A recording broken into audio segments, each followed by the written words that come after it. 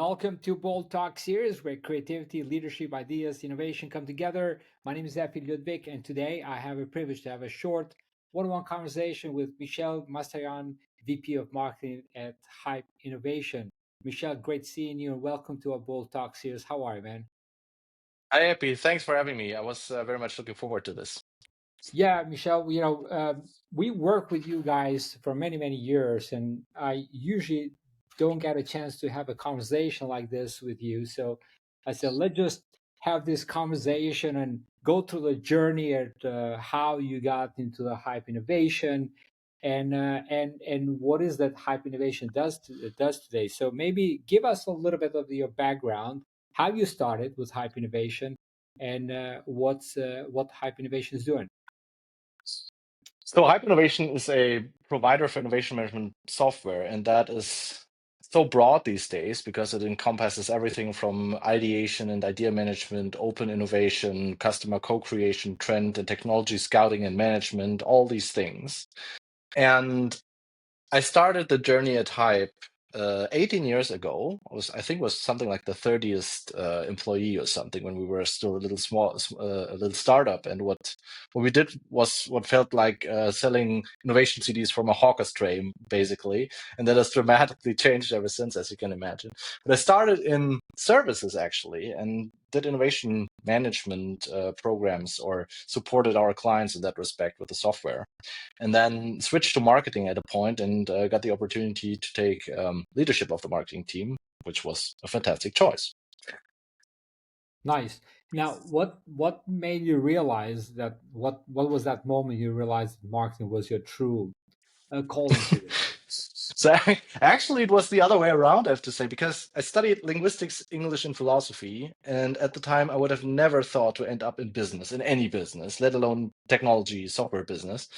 And I was just looking for a job, just any job at the time. And a friend of mine was working for Hype.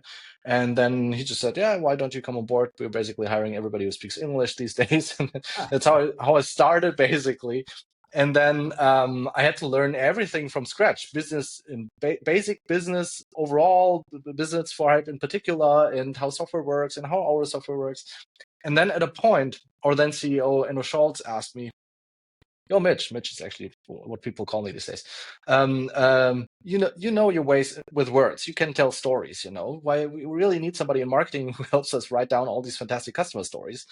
And can you imagine to switch to the marketing team?" I said, "Yeah, why not?" And then I found out that that's actually when I got back to my original calling, because story and storytelling, messaging, dealing with language and how people communicate with each other, that's actually my passion. And so I was actually taking a detour to come back to it in marketing then.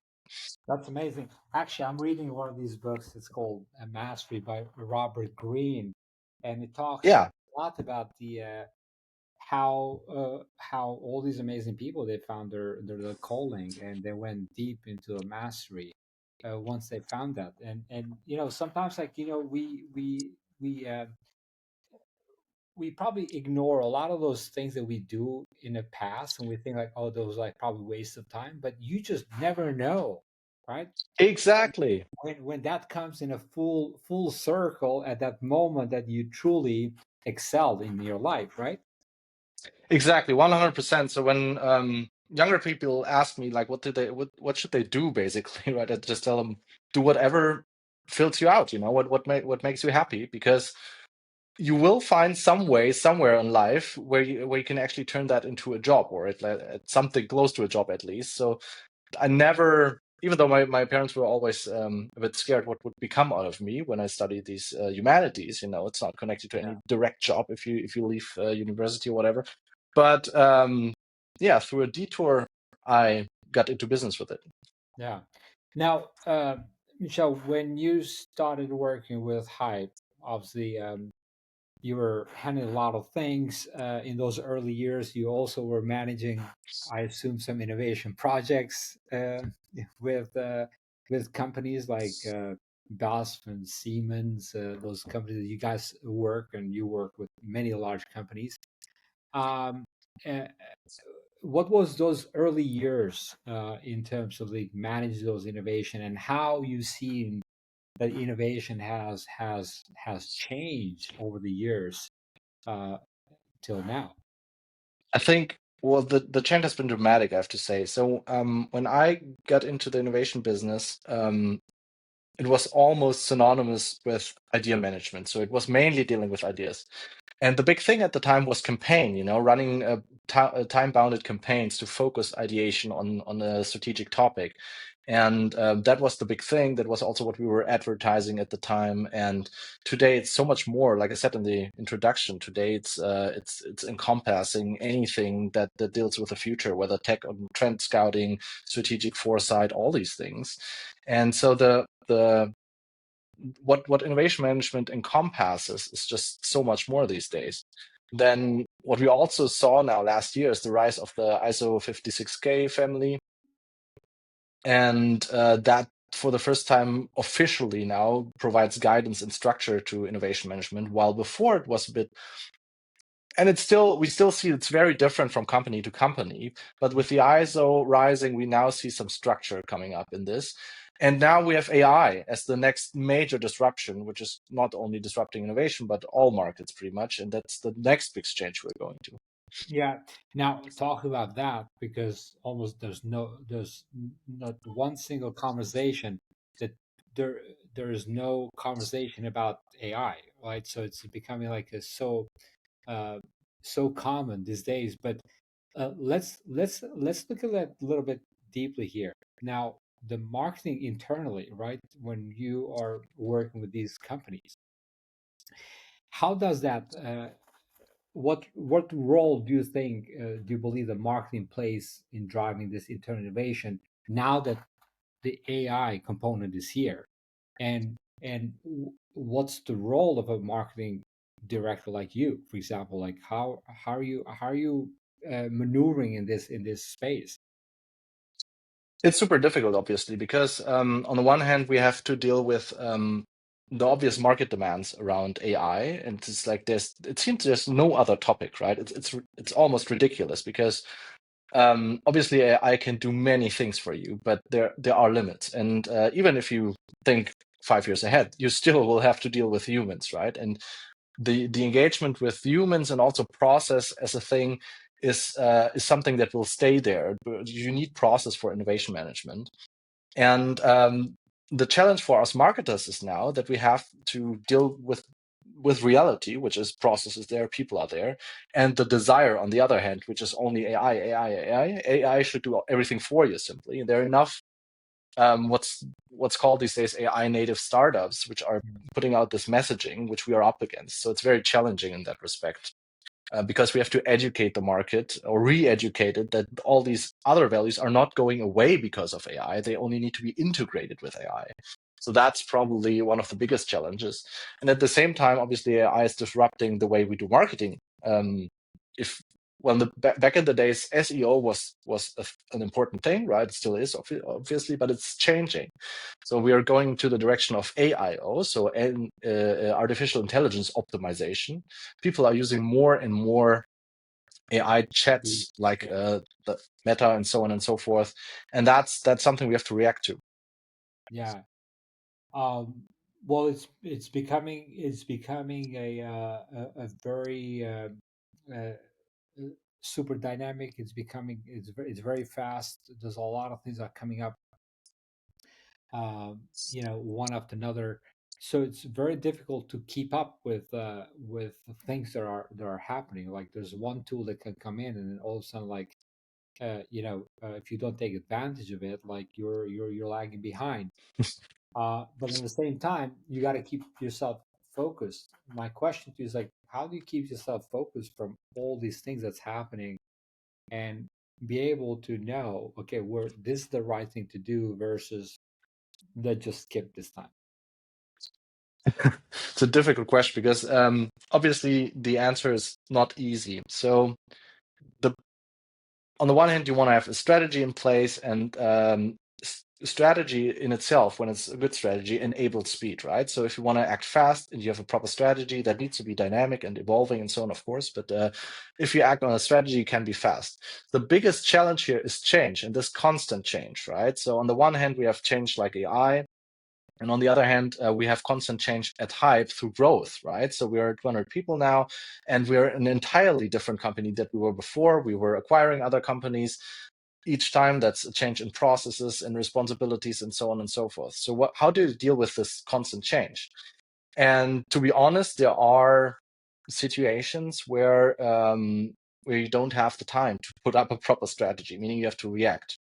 And a piece of advice I gave to another marketing department recently is, if that happens, focus on the customer. The customer in this case is sales. We are a sales serving function at Hype, and most marketers are.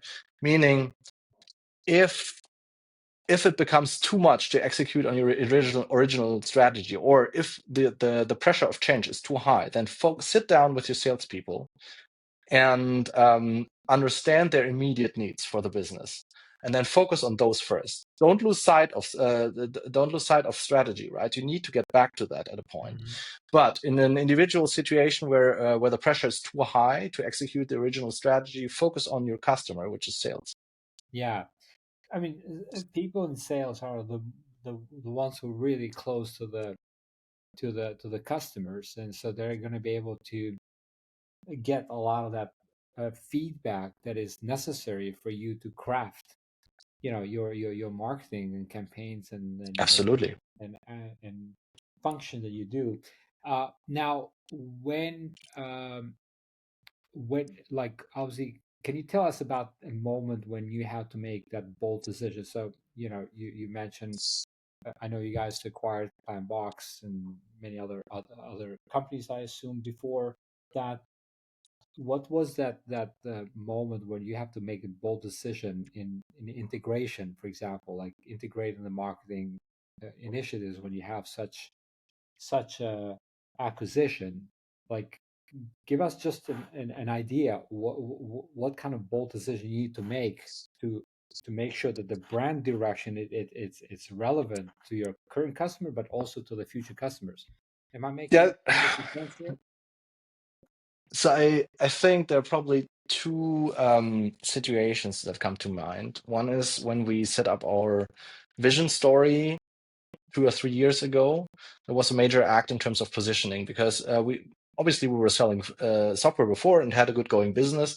But at some point we said, no, we need more than that. We actually need to provide our customers, but also our co-employees, with a vision where this journey is going in the long run, right? And so like pushing that through, that we finally need that. And I did that together with my colleague, Jesse Nieminen from Beam originally, another company we acquired. And pushing that through and then actually implementing this for the company. That was one bold move that was important for our positioning, I think, internally and externally. And another more practical bold move, if we want to call it that, I rather call it necessity, I guess, was when we stepped away from inbound marketing, which was the foundation of what we did for years, Mm. towards outbound as well. And when we opened up to multi-channel marketing, because that was something I had no experience with at the time, and then you can read up on the best practices, but in the end, you still have to appropriate everything to your own business, and that was a huge challenge, I have to say. Yeah, yeah, yeah. That's amazing. Now, what is the? Do you have a go-to podcast, or do you have time to read books? And if yes, what's the one book that truly shaped your thinking in a way how you handle marketing? I know everybody listens to podcasts. I have 4 little kids. I have zero time for podcasts, and and I do read books, but like in dark in the night and on little screens, that Yeah, provide enough light so I can actually read it. Meaning just on my phone. But obviously, yes, I do read, and there are a couple of books which really shaped me, especially in the beginning of my career. Probably because they were the early books I read, and one of those would certainly be Inbound Marketing by Dharmesh Shah and Brian Halligan, the founders of HubSpot. That dramatically shaped my understanding of inbound marketing and marketing overall. yeah, And in terms of leadership, I would like one of the wilder recommendations I would make is probably Extreme Ownership by Jocko Willink, who's one of the highest decorated Navy SEALs platoon leaders of the Second Iraq War. And he has this leadership book where he explains on based on military leadership principles that he then relates to the business world, how like where to focus and what not to do and so on and so forth. And I think this is a book that shaped my leadership vision extremely. I found it super relatable despite the strange way in. Yeah. Yeah, I also watched a number of videos from those military personnel and how they were able to leverage from what they've gone through the military and then brought that into the business world. I'm going to check that book. What was the name again? The book, Miguel? Extreme Ownership by Jocko Willink. Great. Thanks for that. Now, what does the word bold mean to you? Stepping up even if you know you're weak. You know? Getting into the spotlight even though you know you're not the best, but you still have to show up now. I think that that's something I also try to advise or live up to when I talk to my not the team members but the team leaders, because I think that's an important piece of leadership as well. You know, show up even if you know, even if you're scared, basically, even if you have to take up a new challenge, but still stepping up and do it. That's I think what I would call bold. Yeah. Well, I can probably relate to our generation. Maybe you're slightly younger than me, but when I look at some younger generation today, the generation of TikTok, right? And I'm looking at them, I'm saying, my God, like these guys are always waiting for that perfect moment, right? Yeah. They're looking to that perfect picture, that perfect scenario. And in life, it's about just stepping into it and just make it happen. I'm a bit worried about like what's coming in this generation. What are your I thoughts I about that? totally yeah I totally share that concern if I see that. And as I mentioned, I have four little kids and they're not in that age yet, but I'm a bit scared of where this is going to develop, because in my experience there is no trick. There is no trick. There's only work. So if you want to get something done, do it. But you cannot wait for, like, obviously, yeah, people do win in the lottery, but that's less likely than being struck by lightning. Yeah, So get to work, get after it. that's the way to do it. Just do it. Um, Always be bold. Thank you for joining me in this Bold Talk series, and look forward to seeing you soon again. Until next time, take care, be great, and be bold always. Thank you for having me. Speak soon. Thanks, Miguel. Bye. Bye.